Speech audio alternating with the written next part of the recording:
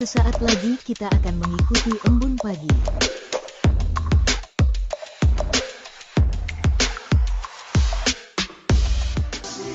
Kasih-Nya setiap hari seperti embun pagi, sejukkan hati. Ucapkan syukur, Tuhan Yesus baik. Biar kita tahu perkataan yang baik. Tuhan sediakan kebutuhanku, Dia akan cukupkan semua yang ku perlu. Dia sembuhkan semua sakitku, berikan damai sejahtera yang lampaui akalku.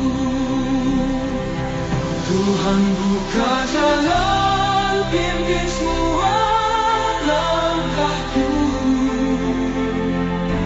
Dia tiang awan dan tiang apiku. 2 Tawarik 5 ayat 1-14. Maka selesailah segala pekerjaan yang dilakukan Salomo untuk rumah Tuhan itu.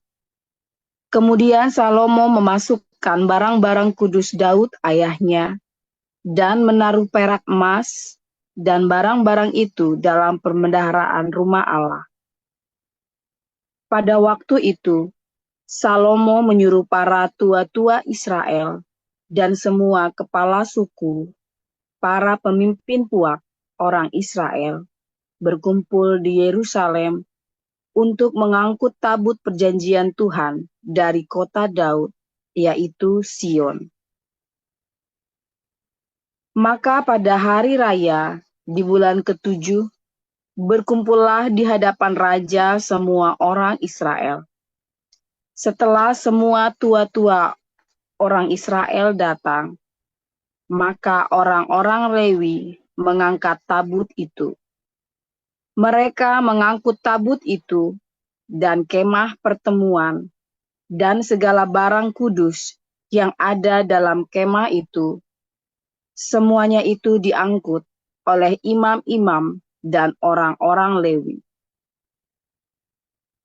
Tetapi Raja Salomo dan segenap umat Israel yang sudah berkumpul di hadapannya berdiri di depan tabut itu dan mempersembahkan kambing domba dan lembu sapi yang tidak terhitung dan tidak terbilang banyaknya. Kemudian imam-imam membawa tabut perjanjian Tuhan itu ke tempatnya di ruang belakang rumah itu, di tempat maha kudus, tepat di bawah sayap kerub-kerub. Jadi kerub-kerub itu mengembangkan kedua sayapnya di atas tempat tabut itu, sehingga kerub-kerub itu menudungi tabut serta kayu-kayu pengusungnya dari atas.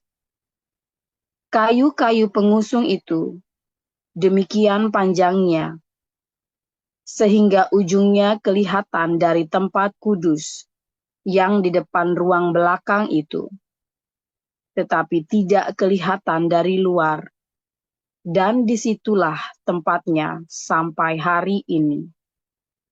Dalam tabut itu tidak ada apa-apa selain dari kedua loh yang ditaruh Musa ke dalamnya di Gunung Horeb, ketika Tuhan mengikat perjanjian dengan orang Israel pada waktu perjalanan mereka keluar dari Mesir.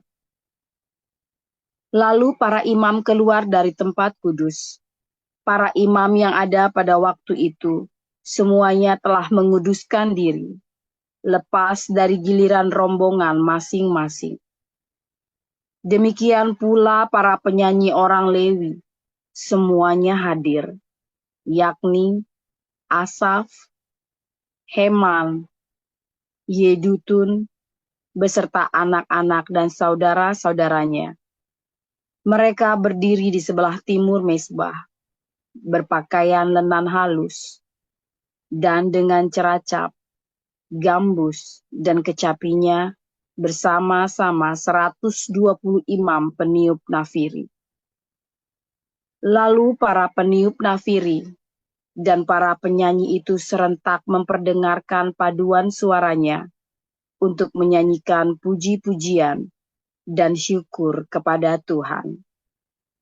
Mereka menyaringkan suara dengan nafiri, ceracap, dan alat-alat musik sambil memuji Tuhan dengan ucapan, sebab Ia baik, bahwasannya untuk selama-lamanya kasih setianya. Pada ketika itu, rumah itu, yakni rumah Tuhan, dipenuhi awan. Sehingga imam-imam itu tidak tahan berdiri untuk menyelenggarakan kebaktian oleh karena awan itu, sebab kemuliaan Tuhan memenuhi rumah Allah. 2 Tawarik 6 ayat 1-42. Pada waktu itu berkatalah Salomo, Tuhan telah memutuskan untuk diam dalam kekelaman.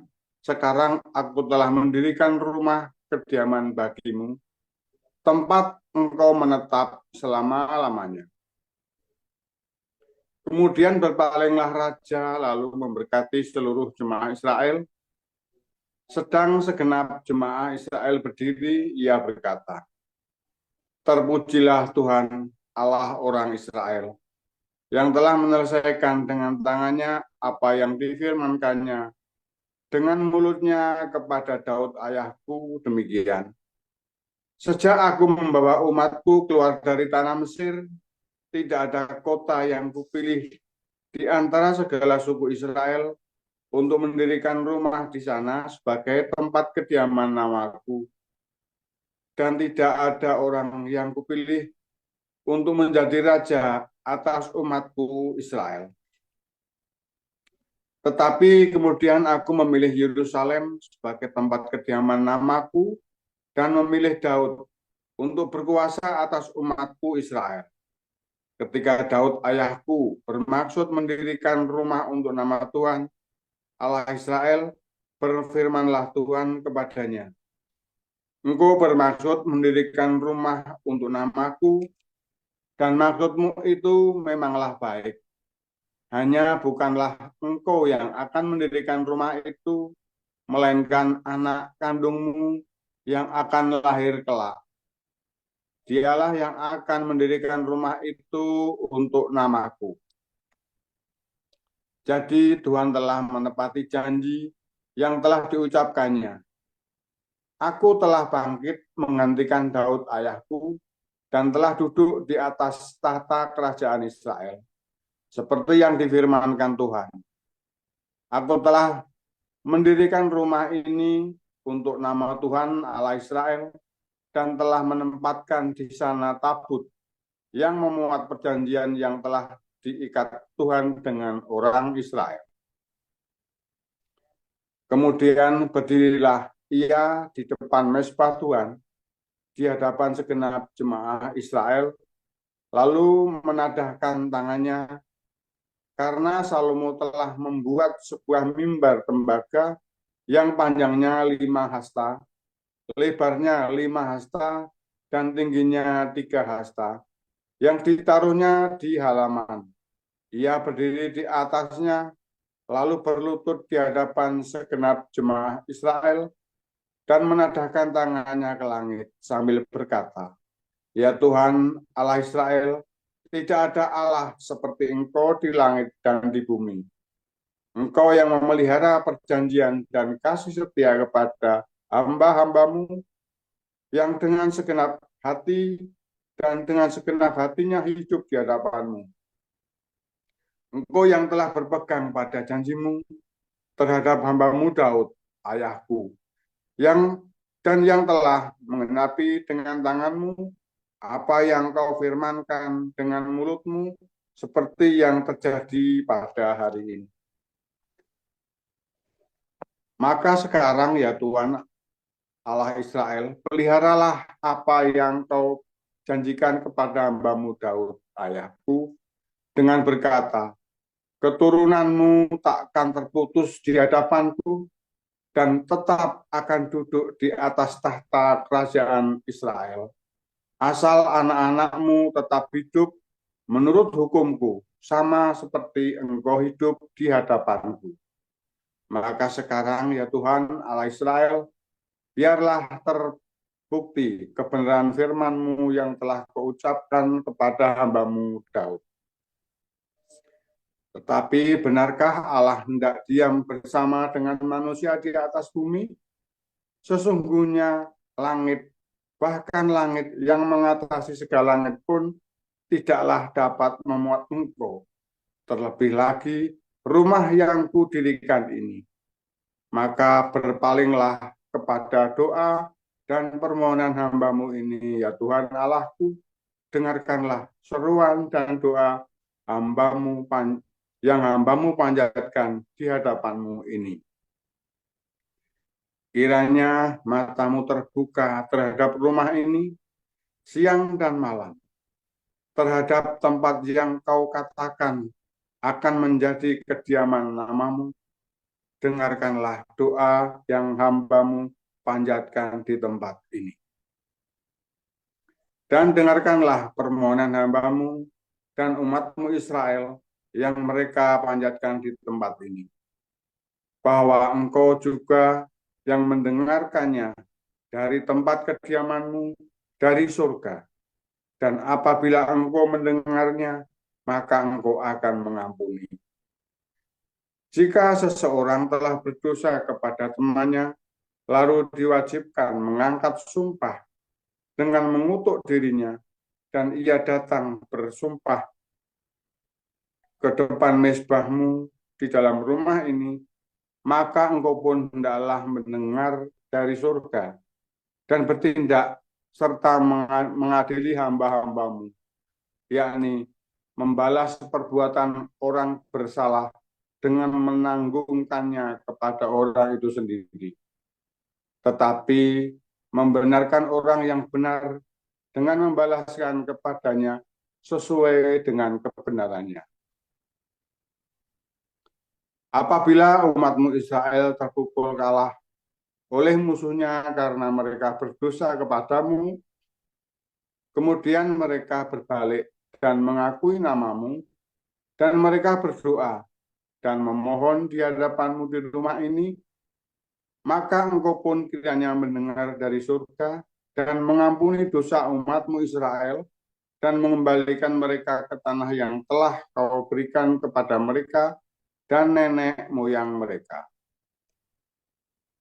Apabila langit tertutup sehingga tidak ada hujan, sebab mereka berdosa kepadamu, lalu mereka berdoa di tempat ini dan mengakui nama-Mu, dan mereka berbalik dari dosanya, sebab Engkau telah menindas mereka, maka Engkau pun kiranya mendengarkannya di surga dan mengampuni dosa hamba-hamba-Mu, umat-Mu Israel, karena Engkaulah yang menunjukkan kepada mereka jalan yang baik yang harus mereka jalani, dan Engkau kiranya memberikan hujan kepada tanah-Mu yang telah Kau berikan kepada umat-Mu menjadi milik pusaka. Apabila ada kelaparan di negeri ini, apabila ada penyakit sampar, hama, dan penyakit gandum, belalang, dan belalang pelahap, apabila musuh menyesakkan mereka di salah satu kota mereka, apabila ada tulah atau penyakit apapun, lalu seorang atau segenap umat-Mu Israel memanjatkan doa dan permohonan di rumah ini dengan menadahkan tangannya, karena mereka masing-masing mengenal tulahnya dan penderitaannya sendiri, maka Engkau pun kiranya mendengar dari surga tempat kediaman-Mu yang tetap, dan kiranya Engkau mengampuni dan membalas kepada setiap orang sesuai dengan segala perbuatannya. Karena Engkau mengenal hatinya, sebab Engkau sajalah yang mengenal hati anak-anak manusia, supaya mereka takut akan Engkau dan mengikuti segala jalan yang Engkau tunjukkan selama mereka hidup di atas tanah yang telah Kau berikan kepada nenek moyang kami. Juga apabila seorang asing yang tidak termasuk umat-Mu Israel datang dari negeri jauh, oleh karena nama-Mu yang besar, tangan-Mu yang kuat, dan lengan-Mu yang teracung, dan ia datang berdoa di rumah ini, maka Engkau pun kiranya mendengar dari surga, dari tempat kediaman-Mu yang tetap, dan kiranya Engkau bertindak sesuai dengan segala yang diserukan kepadamu oleh orang asing itu, supaya segala bangsa di bumi mengenal nama-Mu, sehingga mereka takut akan Engkau sama seperti umat-Mu Israel, dan sehingga mereka tahu bahwa nama-Mu telah diserukan atas rumah yang telah kudirikan ini. Apabila umat-Mu keluar untuk berperang melawan musuh-musuhnya, ke arah manapun Engkau menyuruh mereka, dan apabila mereka berdoa kepadamu dengan berkiblat di kota yang telah Kau pilih ini, dan ke rumah yang telah Kau dirikan bagi nama-Mu, maka Engkau kiranya mendengar dari surga doa dan permohonan mereka, dan Engkau kiranya memberikan keadilan kepada mereka. Apabila mereka berdosa kepadamu, karena tidak ada manusia yang tidak berdosa, dan Engkau murka kepada mereka dan menyerahkan mereka kepada musuh, sehingga mereka diangkut tertawan ke negeri yang jauh atau yang dekat. Dan apabila mereka sadar kembali dalam hatinya di negeri tempat mereka tertawan, dan mereka berbalik dan memohon kepadamu di negeri tempat mereka tertawan dengan berkata, kami telah berdosa, bersalah, dan berbuat fasik. Apabila mereka berbalik kepadamu dengan segenap hatinya dan dengan segenap jiwanya di negeri orang-orang yang mengangkut mereka tertawan, dan apabila mereka berdoa kepadamu dengan berkiblat ke negeri mereka yang telah Kau berikan kepada nenek moyang mereka, ke kota yang telah Kau pilih, dan ke rumah yang telah Kudirikan bagi nama-Mu, maka Engkau kiranya mendengarkan dari surga, dari tempat kediaman-Mu yang tetap, kepada doa dan segala permohonan mereka, dan kiranya Engkau memberikan keadilan kepada mereka, dan Engkau kiranya mengampuni umat-Mu yang telah berdosa kepadamu. Sebab itu, ya Allahku, kiranya mata-Mu terbuka dan telinga-Mu menaruh perhatian kepada doa yang dipanjatkan di tempat ini. Dan sekarang bangunlah, ya Tuhan Allah, dan pergilah ke tempat perhentian-Mu, Engkau serta tabut kekuatan-Mu, kiranya ya Tuhan Allah, imam-imam-Mu berpakaian keselamatan, dan orang-orang yang Kau kasihi bersukacita karena kebaikan-Mu. Ya Tuhan Allah, janganlah Engkau menolak orang yang telah Kau urapi. Ingatlah akan segala kasih setia-Mu kepada Daud, hamba-Mu itu. Di 2 Timotius pasal yang kedua. Sebab itu, hai anakku, jadilah kuat oleh kasih karunia dalam Kristus Yesus. Apa yang telah engkau dengar daripadaku di depan banyak saksi, percayakanlah itu kepada orang-orang yang dapat dipercayai, yang juga cakap mengajar orang lain. Ikutlah menderita sebagai seorang prajurit yang baik dari Kristus Yesus. Seorang prajurit yang sedang berjuang, tidak memusingkan dirinya dengan soal-soal penghidupannya, supaya dengan demikian ia berkenan kepada komandannya. Seorang olahragawan hanya dapat memperoleh mahkota sebagai juara apabila ia bertanding menurut peraturan-peraturan olahraga. Seorang petani yang bekerja keras haruslah yang pertama menikmati hasil usahanya.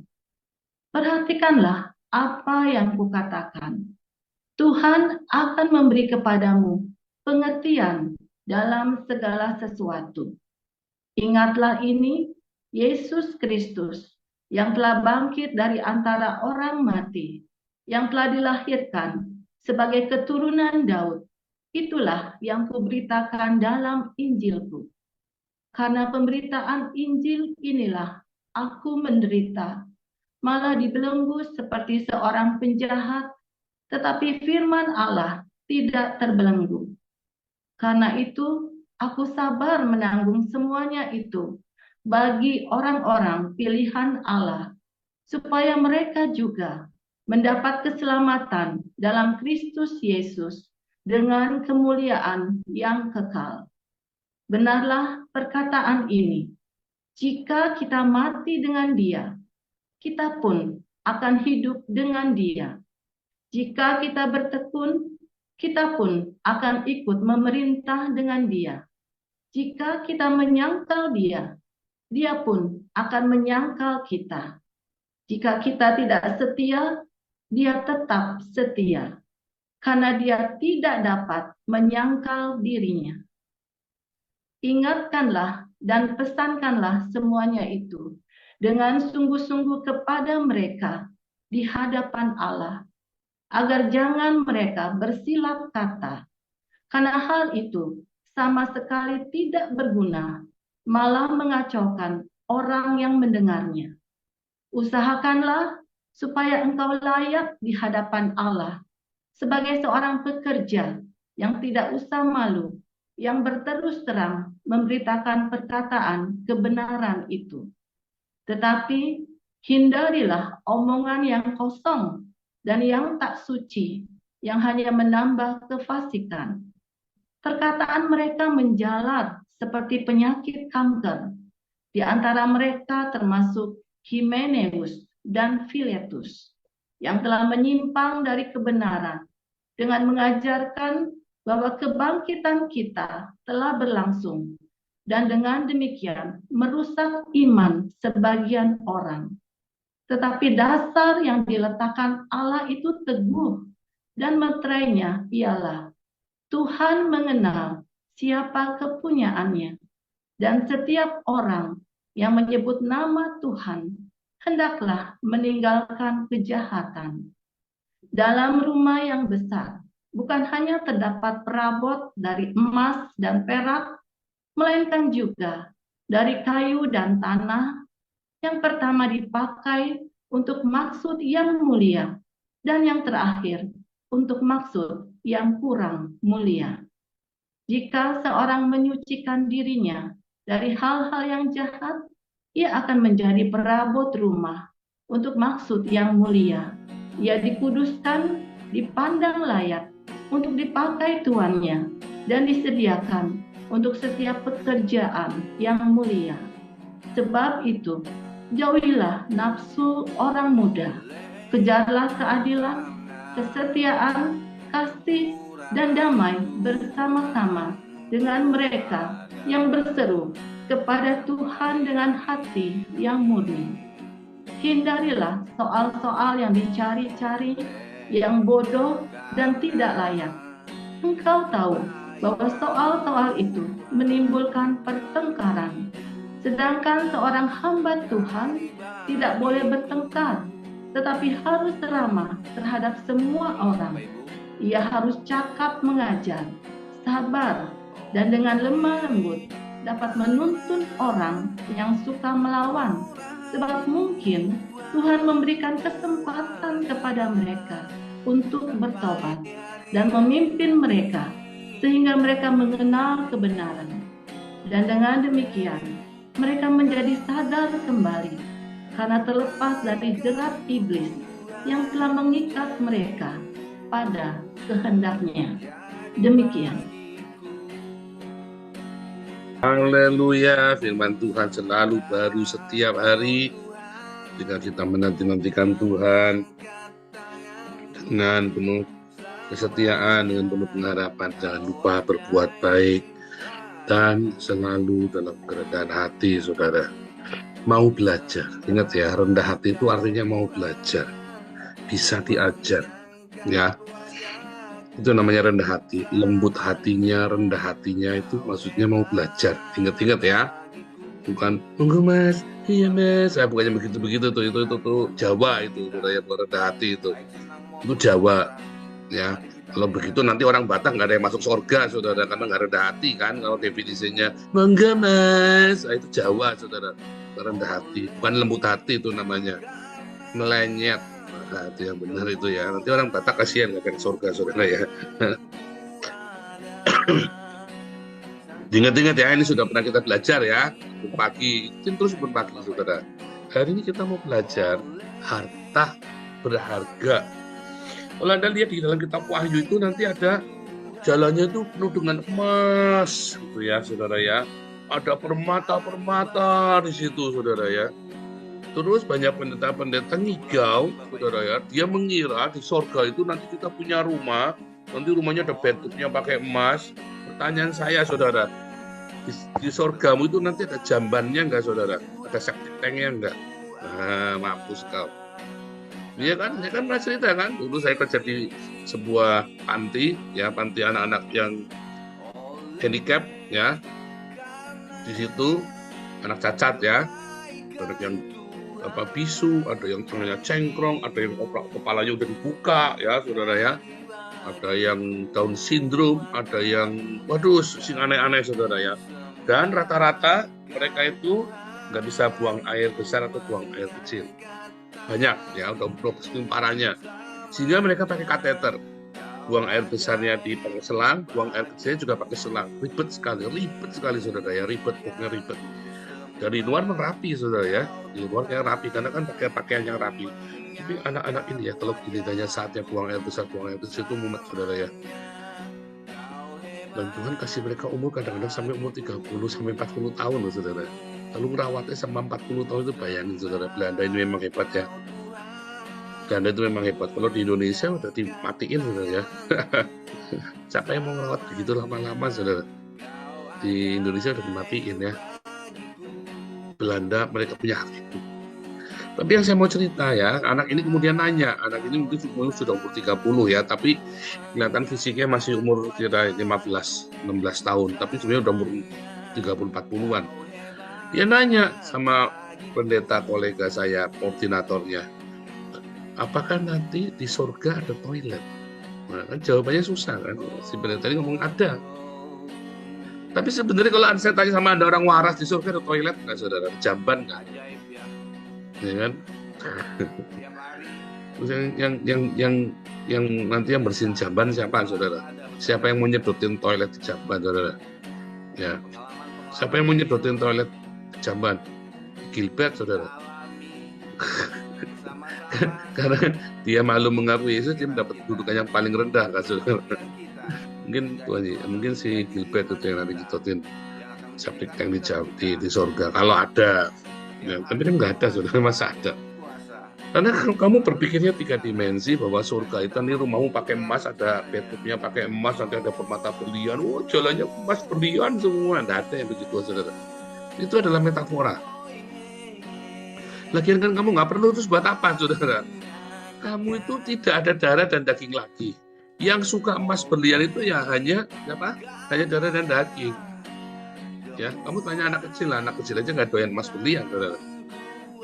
Masih polos pikirannya. Begitu dia sudah ada gede dikit, baru dia ngerti tuh emas berlian. Ya kan? Anak kecil aja nggak ngerti, bayi saja nggak ngerti emas berlian. Dan di surga itu kamu akan murni hatimu. Jadi kamu suka emas berlian, buat apa emas berlian itu? Permata segala macam. Ya, saudara ya. Jadi ketika kamu ada di dalam kerajaan surga, paradise, ya, ada emas berlian di sana. Itu adalah, kalau cerita emas, berarti cerita kemurnian hati, saudara. Ingat-ingat ya, kalau kamu cerita emas, 1 Korintus 3, itu adalah cerita kemurnian segala pekerjaanmu, segala pelayananmu, segala perbuatanmu, itu murni, bukan intrik, bukan politik, bukan mau cari uang, atau buat cari nama, atau buat sesuatu pencitraan, ya. Kalau cerita emas dan perak, ya. Sebab kalau kamu nggak murni, ya berarti kamu dari kayu atau bahkan tanah liat. Kamu percaya, tapi kamu nggak murni. Ya, seperti Petrus, dia percaya tapi nggak murni. Dia mengharapkan kedudukan, seperti Yakobus dan Yohanes di saat mereka masih muda. Mereka mengharapkan kedudukan dan kehormatan di sebelah kanan dan sebelah kiri Tuhan Yesus suatu jadi raja. Bukan raja-raja nanti, raja yang rohania, tapi waktu dia merebut kekuasaan dari Herodes, maksudnya begitu loh. Ya, itu dipikirkan begitu, waktu merebut kekuasaan dari Herodes, makar. Dan mereka kan pengennya Yesus makar, bunuh Herodes, bunuh Pilatus, bunuh Kaisar. Lalu Yesus jadi raja. Nah, nanti dia minta Yakobus sama Yohanes jadi tangan kanan sama tangan kirinya Tuhan Yesus. Itu loh yang dimaksud, ya. Tetapi kenyataannya kan nggak seperti itu, saudara. Ya, emas itu adalah kemurnian hatimu.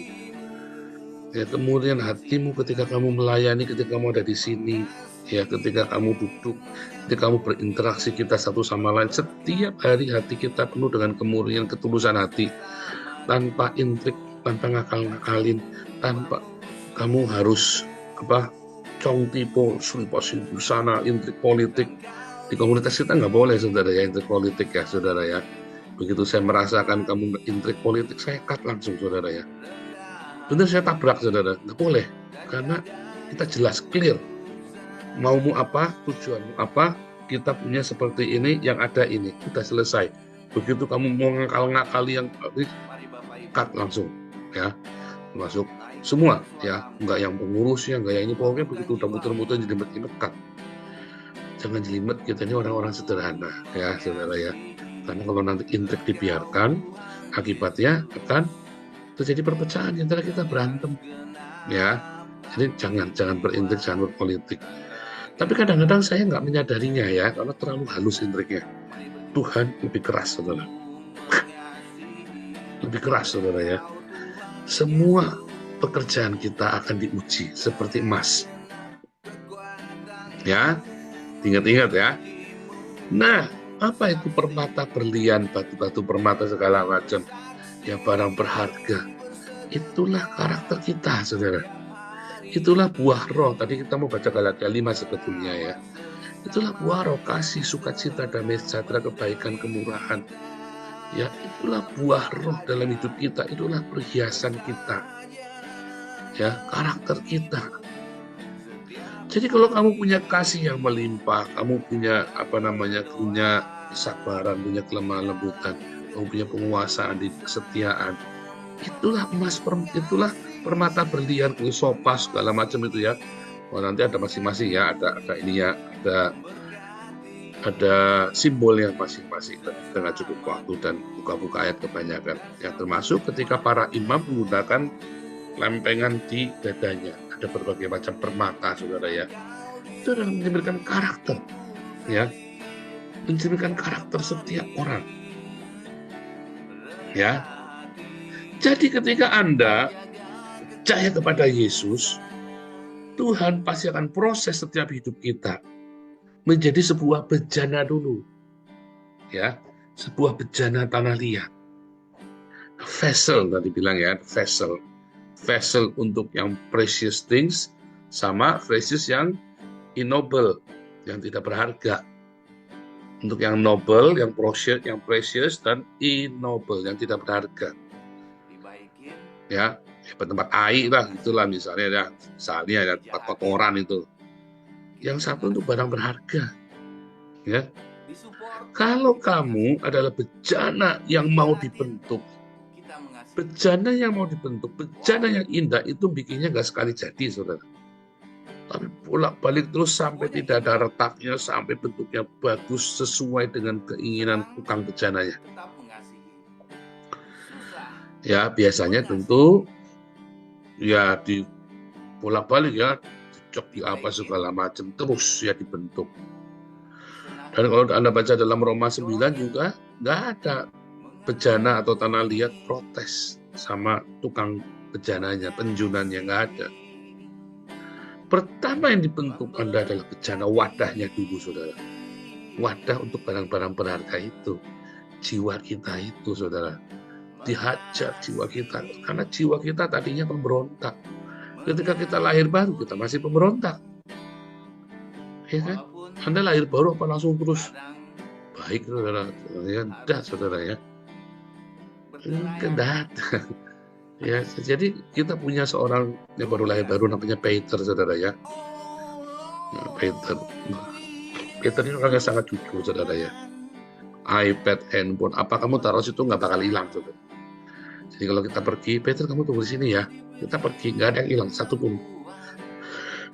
Dia tidak akan ambil uang dari dompetmu. Dia tidak akan ambil, enggak, saudara. Masalahnya, kalau kamu kasih uang sama dia, Peter, beli oli bolen ya, beli oli bolen itu kayak pulang baling gitu loh, saudara. Mesti dia nggak balik. Oli bolennya nggak ada cuntrungnya, makanannya, duitnya juga nggak balik, saudara. Mesti. Duit 10 euro kalau ngeletak, 10 euro itu kan cuma 200 ribu. 100 ya, kalau sini uang kecil 10 euro itu ya. Itu dia ngeletak, pasti hilang sama dia. Pasti hilang. Entah kenapa dia bisa kerasukan kalau ngeliat uang. Tapi kamu taruh iPhone yang harganya ratusan euro, nggak bakal hilang, saudara. Kamu taruh barang apa saja, taruh di situ nggak bakal hilang. Bahkan kalau kamu ada handphone ketinggalan di dalam ruang pertemuan, sama dia taruh dikasih ke kita. Ini siapa nih ketinggalan nih? Ceroboh sekali, dimarahin, dia marah-marah. Nanti kalau hilang di sini kan banyak kriminal, kita nampilin orang kriminal, dia marah-marah kan. Aneh ya, saudara ya. Tunggu uang ya 10 euro, matanya lo dicur supaya kalap, saudara ya. Terus nanti bisa nggak ke gereja, ngilang, saudara ya. Ngilang, nanti datangnya baru minggu depannya. Saya sering kali khawatir ya, karena takut mati karena udah tua. Tapi orang ini makin lama makin mengerti. Tadi dia semua dia ngamuk ya, namanya orang udah tua begitu, nyantik, marahin semua orang. Lama-lama setelah 6 bulan ikut kita, saudara ya, makin lembut. Tiap hari dia datang, dia bikinkan kopi buat kita semua, saudara. Ini bule satunya, tiap hari datang dia bikinkan kopi buat kita semua. Asalnya karena dia pengen kopi. Karena dia pengen kopi, nah alasannya buat kita semua, tapi dia pengen kopi saja, saudara ya. Tetapi lama-lama menjadi kebiasaan dia. Sebut datang selalu bikinkan kopi buat kita. Orang Kuraso yang hitam-hitam itu pun bikin kopi sama dia. Jadi bukan cuma saya, kalau cuma saya kan mungkin karena saya mentornya dia kan. Tapi orang-orang Kuraso yang kulit hitam itu pun bikin, dan sampai kita semua jadi suka sama dia. Ya, suka sama Peter, entah yang orang Kuraso, entah orang bulenya, entah kita suka. Nah, orang ini dia punya karunia melayani memang ya. Dia punya karunia melayani dan dia titen. Itu ya, saudara ya. Nah, itu karakter dirubah pelan-pelan, tidak bisa langsung baik, saudara. Kamu lahir baru pertama kali mengenal Tuhan Yesus, terima Tuhan Yesus, nggak ada cuntrung, berubah, nggak ada begitu, bohong, saudara. Ya emang siapa itu berubah, apa? Megaloman, berubah begitu ya, saudara. Power Rangers itu ya, berubah ya, nggak ada begitu, nggak ada cerita begitu. Ya, tapi sebuah proses penjunan. Ya, sebuah proses menjadi bejana, dan itu sakitnya minta ampun. Kamu jangan ngarep jadi barang berharga tidak berharga dulu, saudara. Kamu masih dalam tahap penjunan ini. Sebentar, ini jam berapa nih? Aduh, kelebihan ini. Sebentar ya. Intinya, saudara, kamu dalam tahap penjunan. Kamu harus, dan terus aku lenyet di apa itu ya. Setelah itu jadi, kalau kamu nolak terus, kamu nanti dijadikan jamban nanti, saudara. Kamu dijadikan tempat untuk hal yang tidak berharga. Seumur hidupmu kamu selalu jadi yang tidak berharga. Ya, tidak berharga dalam apa? Ya dalam nasibmu, dalam segala. Ya kamu jadi kamu tidak bisa menyimpan barang-barang berharga. Ya kan? Apa itu barang-barang berharga? Barang-barang berharga itu adalah buah roh dalam hidupmu. Makanya karena bejanamu, casingmu, ya, atau namanya kenosismu itu, wah, bahasa kerennya Bapak Gereja, kenosis gitu. Kenosismu, kenosis yang retak-retak, saudara. Lah, bagaimana mau dikasih barang-barang berharga di dalamnya? Kamu diproses tidak mau kok. Tuhan percayakan kasih, sukacita, damai, serta kebaikan, kemurahan, kelemah lembutan, kesabaran, penguasaan diri, kesetiaan. Itu apabila bejanamu siap. Bahkan bukan cuma itu saja, karunia-karunia yang lain pun kamu akan diberikan di situ. Karunia iman, karunia, ya kan, akan diberikan di dalam bejana yang berarti ketika kamu mau diproses. Kalau kamu nggak mau, ya udah, kamu nggak berharga aja. Kamu cuma jadi lengkap penderita saja di dalam pembangunan bait suci ini, dalam rumah Tuhan ini. Nah, kamu mau apa? Casingnya saja kamu belum siap, bejananya aja kamu udah siap. Kamu jangan ngarep barang-barang berharga yang emas perak dulu, saudara. Ya, kamu dikasih barang-barang yang kurang berharga itu, yang dari kayu, dari tanah. Yang akhirnya kamu ketemu bolak-balik ketemu orang-orang yang gak jelas. Ya, nanti kamu akan dikelilingi dengan orang-orang yang seperti dengan kamu gitu ya. Karena kamu kelasnya tanah liat kayu, jerami, kamu akan ketemu sama mereka. Tapi kalau kamu kelasnya emas, kamu akan ketemu dengan emas permata. Ya, entah begitu ya, saudara ya. Maka emas permata ini seperti Paus Francis ya, seperti Mother Teresa, dia turun ke selokan supaya menyinari di sana di tempat-tempat yang tidak berharga itu ya, menjadi contoh, menjadi teladan. Ya, Anda mau menjadi bejana tanah liat yang bagus atau yang asal-asalan? Anda mau diisi dengan barang berharga atau barang-barang yang tidak berharga? Anda mau dikelilingi dengan orang-orang yang berharga atau orang-orang yang pecundang? Tuhan Yesus memberkati.